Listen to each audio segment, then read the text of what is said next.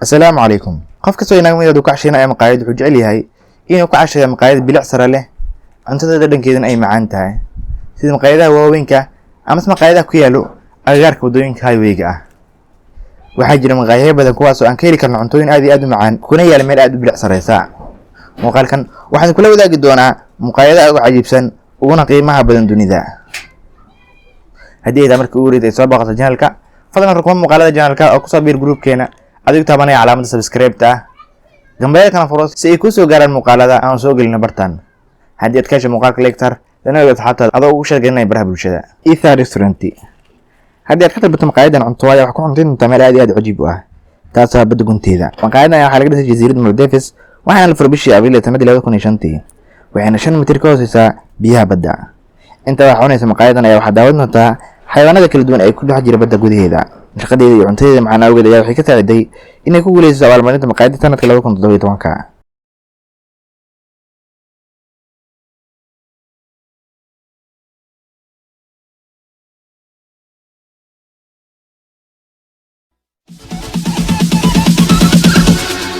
Bounds.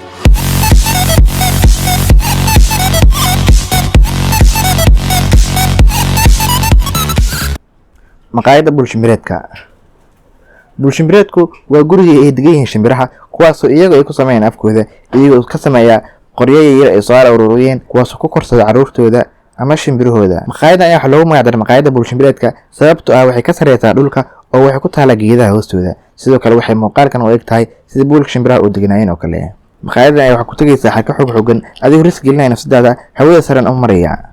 Waxayna ka kooban tahay hal miis kaasoo qiyaastii ka sareeya dhulka 5 mitir oo kale. Maqaayadan ayaa waxay ku taalaa magaalada Sony Fakiri ee dalka Thailand.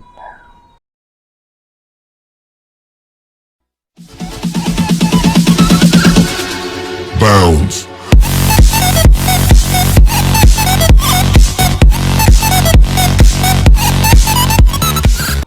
Maqaayadda robotka.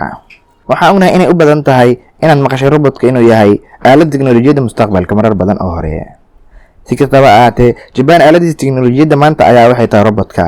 Maxaa yeelay caasimadda dalka Tokyo waxaad ku booqan kartaa maqaayadda robotka, taasoo gooni ah waayo-aragnimo la yaab leh.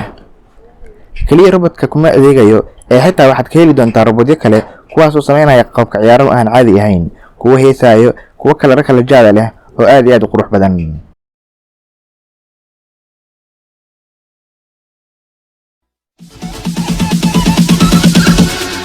Bounds.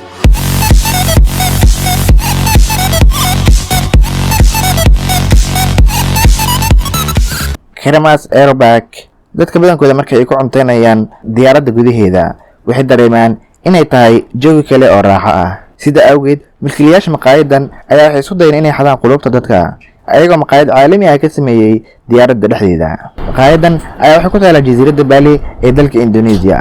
Maqaayadan waxaa laga sameeyay qolfaafka diyaaradda Boeing 737 halka diyaaradda kuraasteeda ay cariiri ahaan jireen. Maqaayadani waxay leedahay miisas si fiican u kala fog oo waasac ah. Bounds.